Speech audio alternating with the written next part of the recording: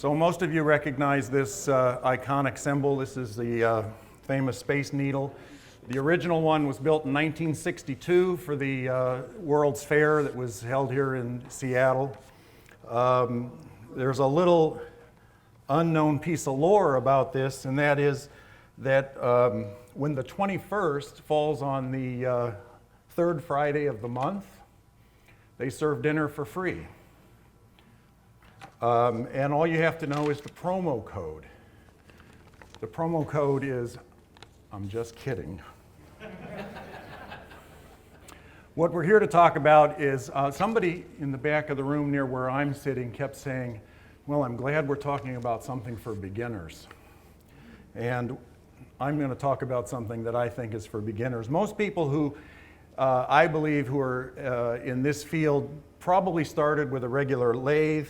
And most people that start with a regular lathe at some point in their life turned pens. It seems to be an entry point for many people. And interestingly enough, you can still do beautiful pens on a Rose engine. The typical setup on a Rose engine is pretty much the same for every project. For pens, you have to accurately prepare blanks. You have to align the Rose engine, and you align the cross slide to run parallel to your spindle. Once you perform these steps, generally the results that you get will be very satisfying. But occasionally, if you're like me, you have difficulty with this, and so I had to learn to employ some alternative steps in order to get the results that I was looking for. And these steps, they're relatively easy. First, you select a suitable wood, and we all are familiar with those: African blackwood, Mopani, pink ivory. You can also use metals for this. You cut and glue the inserts. I prefer to use Gorilla Glue because I found that I destroy fewer blanks, but cyanoacrylate and epoxy are suitable adhesives. You barrel trim the blanks, mount them on a Morse taper mandrel. Put that mandrel on you machine them to, I like to machine them to about 20 thousandths greater diameter than what these kits call for, and there's a reason for that. Put them on the Rose engine on the mandrel, and then this is where I had to come up with something to be creative, because if you try to manually create a uniform diameter pen blank, you have to be really talented. If you've got a metal lathe or a way of doing it mechanically, it works a lot better. Once you've got that done, you set your cross slide to cut about a 15 thousandths deep pattern, and you begin. As I said, Mopani, African blackwood, pink ivory, brass, nickel, silver are all wonderful materials for this process. I happen to use this, I think it's the Kling Spore barrel trimmer. It has a carbide cutter at the end, and it gives me a super clean cut. My blanks I dimension on a South Bend metal lathe. If you don't have that, you can also use your cross slide on a conventional lathe using an adapter. Which works very, very well, and if you're going to do it by hand, God bless you. Once that's done, I mount these on the mandrel, move them to they're on the mandrel, but I mount the mandrel on the Rose engine, and support that blank with a tailstock. And this is this part right here I found to be my solution to several problems that I experienced.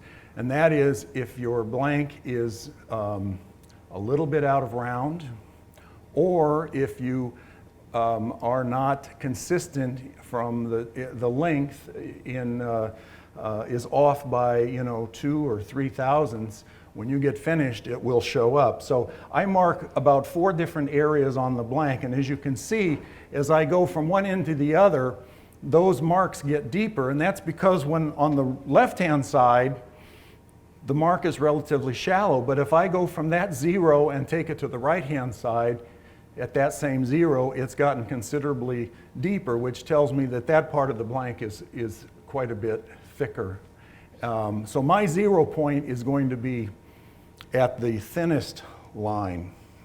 So at that point, I set my cross slide to cut about a 15,000th of an inch deep.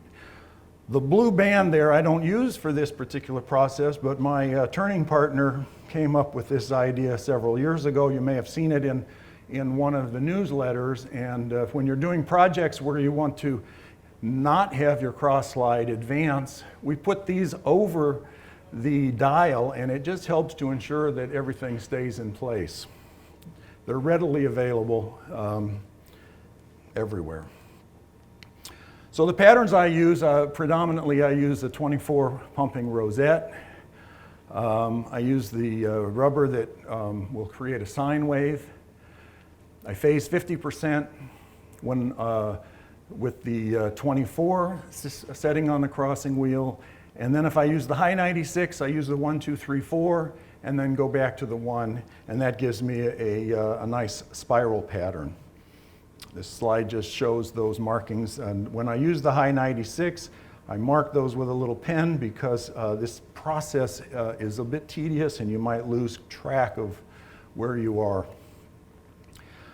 This slide simply helps me understand that in the phasing process, you're always going to be at 0 or 50 in your advancement. So when you're using 24, at 24 you're going to be at 0, and when you're off 24 you're going to be at 50. So that's pretty easy. When you're using the 96, at 1 and 3 you're going to be at 0, and at 2 and 4 you'll be at 50. So if you ever lose track, you can kind of look and see where you are and hopefully get back on without making some erratic cuts. The rubber, as I said, is the 24, which is consistent with the 24 bumping. This shows the large, well, I don't want to say it's the large radius. It's the radius that gives you the sine wave. And then if you want the opposite of that, you can use the other one. Actually, I prefer this particular pattern over the sine wave, but they're both very nice. As I'm cutting my blanks, I stop periodically to make sure that I have sort of lined things up and I'm getting a consistent pattern, because along the way you can, you know, dial it in and go a little deeper. Unfortunately, the opposite is a little harder if you want to go a little shallower, but you know, you can make some minor adjustments. But this helps me look at them and see that I've made the correct alignment. And so, you know, just looking at that pattern, feeling it also, you know, you can kind of get to the point where you can feel how that is cutting, helps a lot. The same sort of thing, just looking at it, feeling it, and hoping that as you get along, it's consistent. And if it's not, this is what happens. The pattern disappears. And at that point, you just take it off and, you know, it's wasted. So the consequences of this, I found that the initial setup is very critical to get that pattern to cut from one end to the other. The blank will have a slight taper. It won't be completely straight, but that taper will not be, it really doesn't interfere with these pens as long as the overall blank is not too far out of shape. Certainly you'll waste less blanks. I've thrown many away until I figured this out. A lot more productive use of your time, and in my case, a whole lot less stress. So thank you for listening.